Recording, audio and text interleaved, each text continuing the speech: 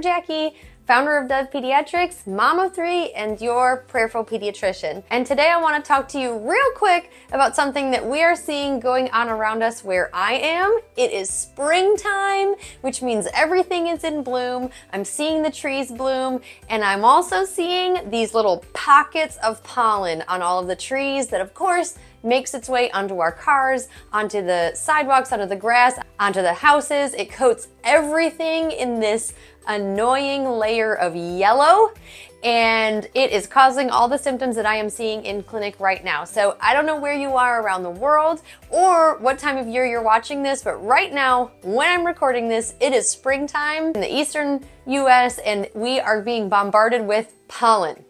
So of course, ding, ding, ding, ding, ding, it's allergy season.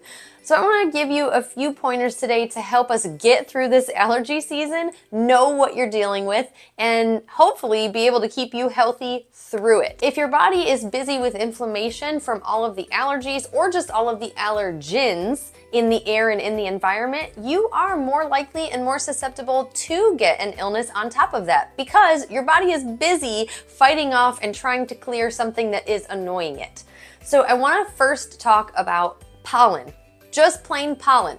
Now this could be pollen from trees, from flowers, from wherever, but the pollen itself is an irritant. It can be an irritant, especially where I live. When we walk out, I have a white car, and when I walk out and I start driving, I see that my hood looks yellow. There is a thin layer of yellow all over everything, and when it rains, the first time I ever saw it, I actually thought that every single kid in the neighborhood must have played with yellow chalk. And then I realized that is the pollen washing down into the road. So think about if you live in a state or in a place where you see that layer of pollen, or even if you don't, when you see everything blooming, that same layer of pollen that's covering everything outside is also getting breathed into our nasal passages and potentially lining our sinuses. Yuck. Yeah, our body doesn't like that. It's not supposed to be in there. So yes, you may have allergies, especially if you have moved to an environment that you didn't grow up in and your body is trying to adjust. But also, sometimes it's not necessarily an allergy. It's just that you have an irritant or an allergen in the areas where your body would normally try to clear that out with mucus. For example, the nasal passages. So what can you do as a first line when you start having a runny nose, a clogged nose, post-nasal drip, or any of those type of symptoms? First, you want to wash it out. Keep it clean. Get the offending agent out of the area where it's causing the problem. So nasal sprays, if you are prone to getting sinus infections or sinus pressure, do a sinus wash with properly prepared saline. Yes, you want to make sure your water is clean, it is boiled, it is cooled off so that you don't introduce any infections deeper than that, but you want to get the pollen out of the area where it's causing the problem in the first place. And when you start experiencing symptoms or just plain seeing the layer of pollen everywhere, start that nasal wash every single day. At least until you stop seeing pollen on everything. If it's your skin that is flaring, maybe you have eczema or you're starting to see little hives or allergic reactions from playing outside, rolling around in the grass, then make sure that you get a wipe down or a rinse or a bath every single day. Now, you've probably heard that a bath every single day can dry out the skin and make it worse. It doesn't have to be with soap. What you're doing is trying to get the offending agent, i.e. the pollen, off of the skin where it can cause itching, it can cause rashes, and eczema flares. So same as the nose, clear the pollen out of the area of the body where it is causing the problem. Check the air quality. So obviously, if you're in the middle of allergy season, you want to check either your phone or a device for what is the air quality outside each day. If it is a high pollen count, don't go outside. Keep your windows shut, your doors shut. Yes, I know if it's a nice day and you've been dying for warm weather because you're tired of winter, if there is a high pollen count, you're gonna have to just keep everything closed and keep it out of the house as much as possible, or plan to deep clean right after you do that. Change your air filters from the winter, and you're going to have to change them more frequently in the spring and summertime. So monthly if you have a good air filter, maybe even more than that if you have a lower quality air filter that needs to be changed out frequently.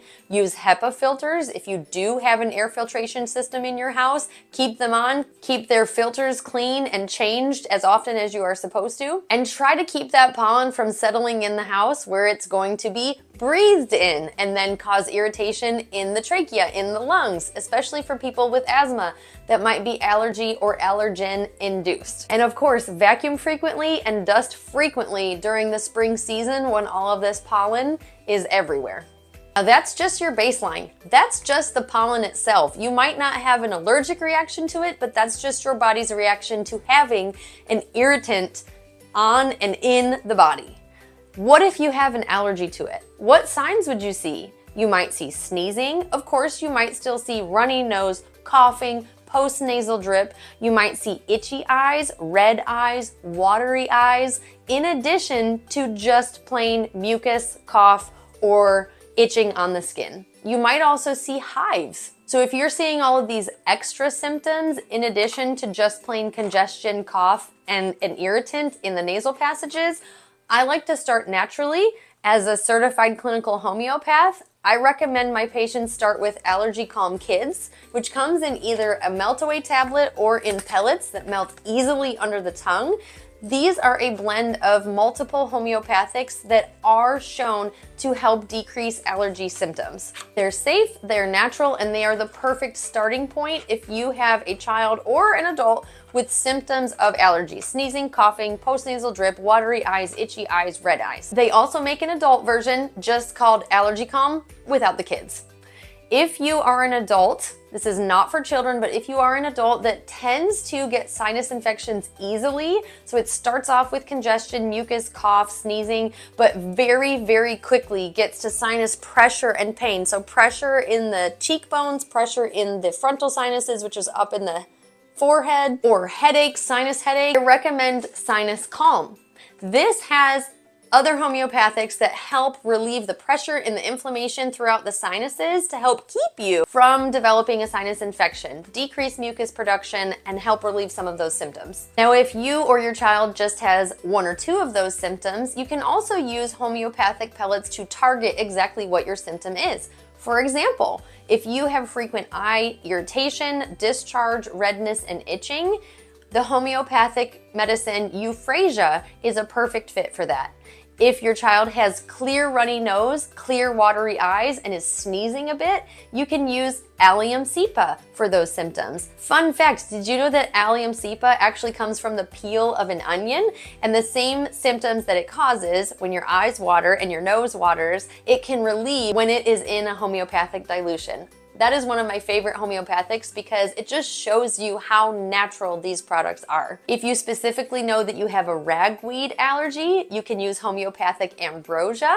And if you have overall allergic reactivity, if you have frequent hives that you don't know why, if you have allergy symptoms like the sneezing, watery eyes, itchy eyes, but you don't know what the trigger is, you can also try a homeopathic histamine.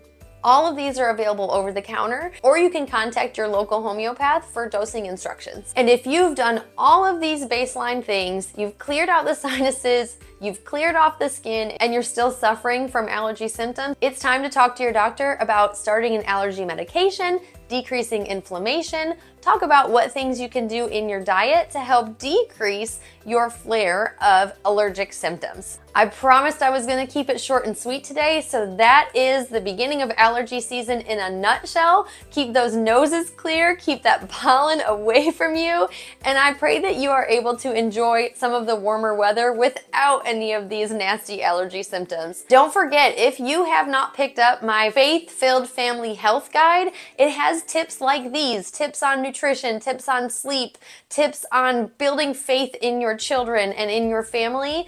And if you want to get that, if you've not gotten your copy, please comment the word guide in the comments, and we would love to get that into your hands so you can start making changes and be on your way to building a community of kingdom parents on a mission to raise a healthy and faithful next generation. See you next time. Don't forget to like, subscribe, and share. Thank you for all of the love, and I'll see you soon.